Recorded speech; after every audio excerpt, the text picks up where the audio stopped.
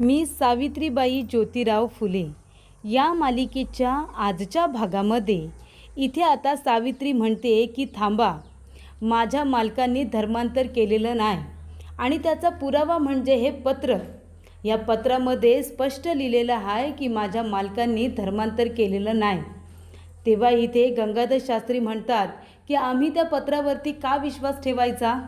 तेव्हा इथे महार लोक बाजूला जाऊन उभे राहतात. सावित्री येते आणि गंगाधर शास्त्री यांच्या समोर येऊन उभी राहते आणि म्हणते, हे माझ्या मालकांनी लिहून पाठवलेलं पत्र. आणि मग त्या पत्रामध्ये त्यांनी लिहिलेलं असतं की बाबा, हे पत्र मी तुम्हाला महत्त्वाची माहिती देण्यासाठी लिहिलेलं आहे. मी आणि ज्योती आम्ही नगरला आल्यानंतर इथे 2 हिंदू लोकांनी ख्रिस्ती धर्म स्वीकारला. ते 2 लोक कोण आहेत आम्हाला ठाऊक नाही, पण ही बातमी वाऱ्यासारखी पसरेल आणि तुमच्यापर्यंत येईल आणि तुम्हाला उगाच चुकीचं काही वाटायला नको की आम्ही धर्म स्वीकारला म्हणून ही माहिती आम्ही पत्राद्वारे तुमच्यापर्यंत पोचवतोय. धर्म हा दुसऱ्या लोकांनी स्वीकारलेला आहे, मी आणि ज्योतीने नाही, याची तुम्ही खबरदारी घ्यावी. असं आता पत्रामध्ये लिहून पाठवलेलं असतं की धर्म स्वीकारलाय पण दुसऱ्या लोकांनी, आम्ही नाही. आणि तरीसुद्धा हे पत्र विनायक पंतांनी वाचलेलं नसतं, त्याचबरोबर गंगाधर शास्त्रीने सुद्धा वाचलेलं नसतं, पण शास्त्रानुसार शिक्षा द्यायला मात्र सगळ्यात पुढे आलेले असतात. आणि तेव्हा इथे सावित्रीने सगळ्यांसमोर ते पत्र वाचलेलं असतं आणि आपला नवरा निर्दोष आहे, त्यांनी इथे धर्म स्वीकारलेला नाही असं तिने स्पष्ट केलेलं असतं. मग जर गुन्हाच केलेला नाही आहे तर शिक्षा कसली भोगायची, शिक्षा कसली देणार तुम्ही. तेव्हा गंगाधर शास्त्री म्हणतात, मग विनायक पंतांनी बघितलं त्याचं काय, विनायकांनी स्वतःच्या डोळ्याने बघितलं आहे.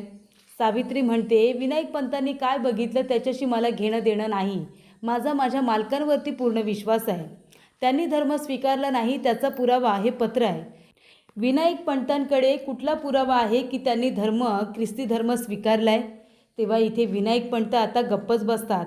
त्यानंतर महार म्हणत असतात की मायबाप, आता ह्या हाडाचं काय करायचं, तुम्ही सांगितल्यावरच हा हाड आणलेला आहे. तो म्हणतो, ए गप्प बस. त्यानंतर राजाराम दादा म्हणत असतात, ये बाबांनो चला जा, तुम्ही जा, आता इथं कुठली बी शिक्षा काही कुणी देणार नाही आणि गंगाधर पंतांनासुद्धा इथे आता आदरानं जाऊ द्या. तेव्हा इथे गंगाधर शास्त्री म्हणत असतात की ठीक आहे, तुझ्या नवऱ्याने ख्रिस्ती धर्म स्वीकारलं नाही गं, पण तुझं काय. इथे आता शास्त्रानुसार एखाद्या स्त्रीने महिलेने शिकणं हे खूप मोठं पाप आहे आणि जे पाप तू केलंस, काय गोंद्या माळ्या, पोरानं ख्रिस्ती धर्म स्वीकारला नाही पण सुनेचं काय, सगळ्यात मोठं पाप तर तुझ्या सुनेने केलं आहे. इथे स्त्रियांनी शिकायचं नाही, त्यामुळे घरादाराची वाट लागते, तरीसुद्धा तुझी सून वाचायला लिहायला शिकली, ते सुद्धा सगळ्यांसमोर उभं राहून तिने हे पत्रसुद्धा वाचलं. मग आता काय, शिक्षा तर होणारच ना. मनुस्मृतीप्रमाणे सगळ्यात मोठी जी शिक्षा असेल ना ती तुझ्या सुनेला आता मिळणार आहे. अरे घरादयाची ही जी रया होते ना तुझ्या, ही तुझी सून शिकली ना म्हणून होते. लक्षात ठेव, घोर अपराध केलायस तू आणि त्याची शिक्षा आता तुला मिळणारच. खूपच मोठा अपराध केल्याप्रमाणे गंगाधर शास्त्री ओरडत किंचाळत तिथून आता जात असतात. त्यानंतर प्रेक्षकांनो, इथे आता महार लोक, बाकीचे सगळेजण तिथे जे कुणबी मराठा जे जमलेले असतात ते सुद्धा तिथून निघून जातात. आणि तेव्हा इथे आता सावित्रीला खूप मोठा धक्का बसतो. तेव्हा दादा म्हणतात, हे कधी घडलं सुनबाई, कधी लिहायला वाचायला शिकलीस. तेव्हा इथे आता रखमा म्हणत असते, काय गं ए, ज्योतीने तर भंडारा उचलून शपथ घेतली होती ना, मग का शपथ मोडली. तुझ्या या अशा वागण्यामुळे, तुझ्या ह्या लिहिण्या वाचण्यामुळेच खरं तर आमच्या घरावरती एका पाठोपाठ एक संकट येत आहेत. तेव्हा दादा म्हणतात, विश्वासघात केला तुम्ही, माझा विश्वासघात केला आणि त्यासाठी मी तुम्हाला कधीच माफ करणार नाही. तेव्हा चिमणा म्हणत असते, आणि काय गं, सांगितलं होतं ना शिकायचं नाही म्हणून, तरीसुद्धा शिकण्याची हिंमत कुठून आली गं तुझ्यामध्ये. आता ह्या पापाची शिक्षा तू एकटी भोगणार नाहीस, तुझ्यासोबत आम्हाला बी भोगावी लागणार आहे, कळलं का. तेव्हा इथे सगळेजण सावित्रीला बोलत असतात की का शिकलीस म्हणून. तेव्हा इथे आऊ म्हणत असते, बघितलंस ना सावित्री, मी तुला का अडवत होते हे पत्र वाचण्यापासून. अगं बाई, तू आता आपल्या घराला हाडूक लावण्यापासून थांबवलंस, तू आपल्या घराला वाचवलंस इथे. पण आता सगळेजण तुला गुन्हेगार समजतील. आता खरं तर सगळ्यांनी तुझं कौतुक करायला हवं होतं गं, पण सगळे तुला गुन्हेगार समजतील.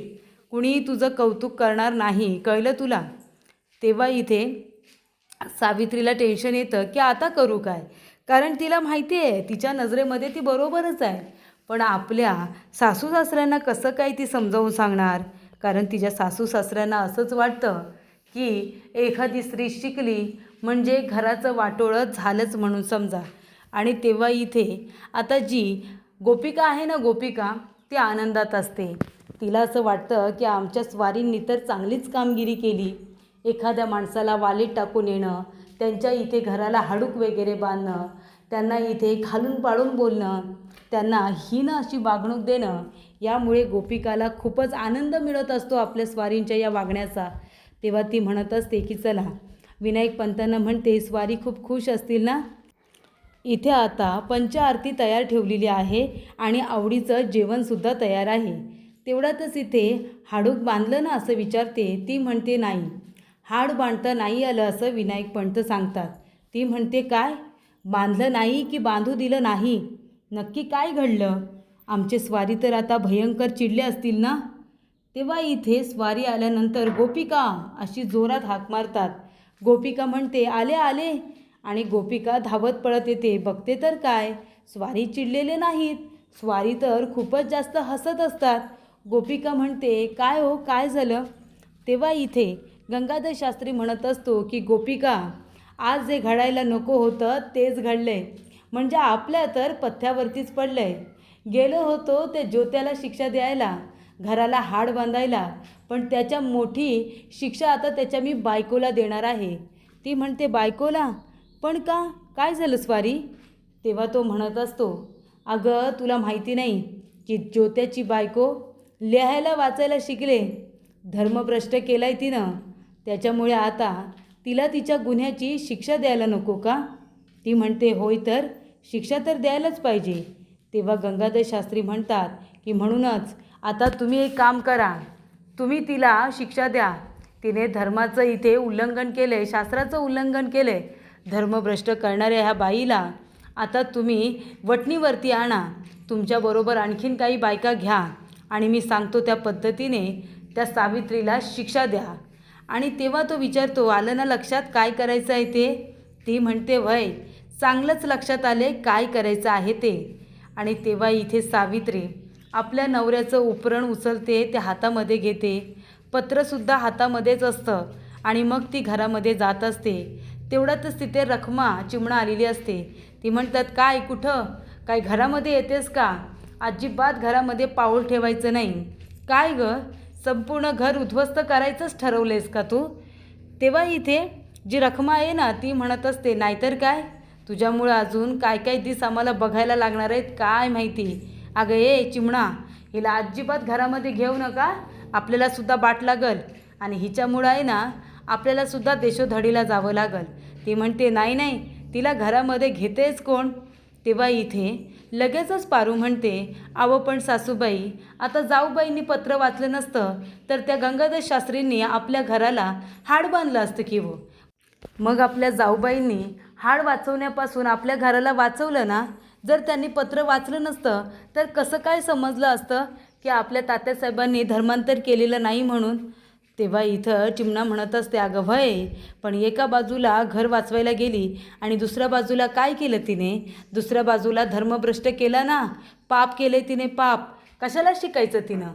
तेव्हा तिथे दादा येतात आणि म्हणतात चिमणा जाऊ दे तिला घरामध्ये, 4 लोकांनी कळले, आता अख्ख्या गावाला कळायला नको. ती म्हणते म्हणजे गावाला कळायला नको म्हणून तिला काही घरामध्ये घ्यायचं का. तेव्हा दादा म्हणतात हो घरामध्ये घ्यायचं तिला, कारण का त्यांना इथे घराच्या इज्जतीचं इब्रतीचं काय नाही, पण आपल्याला घराच्या चाडीचं आहे, त्याच्यामुळं तिला घरामध्ये घ्या. तेव्हा इथे पार्वती म्हणत असते की या जाऊबाई घरात या बरं. घरात जात असताना सावित्रीला आता ठेच लागते आणि तिच्या अंगठ्यातून रक्त येतं. अशा पद्धतीने रक्त आल्यानंतर इथे आता पारू तिला पकडायला जाणार. तेवढ्यातच चिमणा तिच्याकडं रागाने बघते आणि मागं व्हायला सांगते. तेव्हा पारू म्हणते जाऊबाई अवदमानं या, लागलं की तुम्हासनी जास्त, या बरं आतमध्ये या, आपण तिथं हळद लावूया. तेव्हा इथे पारू मात्र एका मोठ्या बहिणीप्रमाणे सावित्रीच्या पाठीमागं खंबीरपणे उभी असते.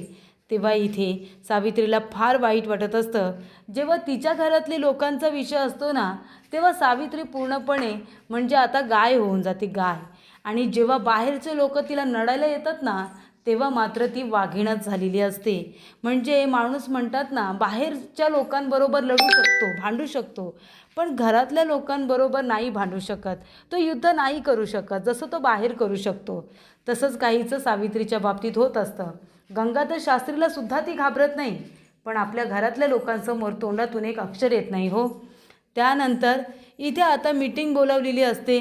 गंगाधर शास्त्रीची बायको गोपिका ही आता वरती सिंहासनावरती बसलेली असते आणि बाकीच्या ब्राह्मणी ह्या समोर येऊन बसलेल्या असतात. त्या म्हणत असतात, ही सावित्री ना, तिने अगदी हद्दच पार केली आहे. मला तर तेव्हाच तिचा राग आला होता, जेव्हा ती भर सभेमध्ये गेली होती. मला तेव्हाच तिचा राग आला होता. असं वाटतं ना, तिचे कानच पिळून टाकावे. तिची खूपच जास्त हिंमत वाढत चालली आहे. जे कधी ना घडलं ते घडत चालले आता आपल्या पुण्यामध्ये. तर काय, लिहायला वाचायला शिकली. कधी शिकली, कसं शिकली, काहीच माहिती नाही. घरातल्या लोकांनासुद्धा कळलं नाही. एवढं लिहायला वाचायला ती शिकली तरी कधी, असं इकडे गोपिका म्हणत असते. त्यामुळं ती धर्माच्या विरोधात गेले. तिने इथे महिलांसाठी जे नियम लिहून ठेवलेले आहेत ना मनुस्मृतीमध्ये, त्याच्या ती विरोधामध्ये गेले. त्यामुळे तिला तर शिक्षा झालीच पाहिजे ना. अशा रीतीने प्रेक्षकांनो, इथे आता गंगाधर शास्त्री म्हणतात की हो, शिक्षा तर तुम्ही त्यांना दिलीच पाहिजे, पण तुम्हाला अजून एक काम करायचं आहे. तुम्ही तर सगळ्या ब्राह्मणी जाच तिथे, पण जाताना मराठी, कुणबी यांच्या बायकांनासुद्धा बरोबर घेऊन जा, आणखी बायका घेऊन जा आणि त्यांना सांगा की ह्या सावित्रीने कसा शास्त्राचा अपमान केलेला आहे, ते कशी ती शास्त्राच्या विरोधात गेलेली आहे, ते हे सगळ्यांना पटवून द्या. कळलं का? तेव्हा ते म्हणतात की हो हो, आम्हाला कळलेलं आहे आणि आम्ही आता तिला बरोबर धडा शिकवणारच आहोत. त्यानंतर इथे सावित्री बिचारी, ज्योत्याचं उपरण आता तिने धुतलेलं वगैरे असतं, त्याची ती आता घडी वगैरे घालून ठेवत असते. आणि तेव्हा ती घडी घातल्यानंतर तिला आठवत असतं की ते उपरण तिने ज्योतीच्या खांद्यावरती किती रुबाबात ठेवलेलं असतं. आणि त्यानंतर तेच उपरण ज्योती तिच्या खांद्यावरती ठेवतो आणि तेवढा तिथे आरडाओरडा सुरू होतो. आरडाओरडा सुरू झाल्यानंतर इथे आता रखमाई त्याने म्हणते, ए सावित्री, ए चिमणा, अगं बघ बघ, कोप झाला गं, कोप झाला. माझी गाय एवढं मोठं पातेलं भरून ती दूध द्यायची, पण माझी गाय आटली. तिने दूध देणं बंद केलं गं, दूध देणं बंद केलं. तेव्हा इथे सगळेजण आता पुन्हा सावित्रीला दोष द्यायला सुरुवात करतात की हे सगळे ह्या सावित्रीमुळे झालं. ती शिकली ना, ती अक्षरं लिहायला वाचायला शिकली, तर बघ मला शिक्षा मिळाली. आता प्रेक्षकांनो, हे लोक म्हणतात की आम्ही तर वेगळे आहे, आमची चूल वेगळी आहे, आमची शेतीभाती वेगळी आहे, आम्ही राहतो पण वेगळे, यांचा आणि आमचा काही संबंध नाही. मग जर ह्यांचा त्यांच्याशी काही संबंधच नाही तर मग सावित्री शिकली तर ह्यांची गाय कशाला आटल? एवढा तर इथे बेसिक सेन्स त्यांना हवा होता. पण नाही, उगाचच कुठलं तरी म्हणजे वड्याचं तेल वांग्यावरती काढल्यासारखं आपलं ती काढत असते. तेव्हा इथे सावित्री म्हणते, पण मी शिकले तर त्याच्यामध्ये तुमची गाय का आटल?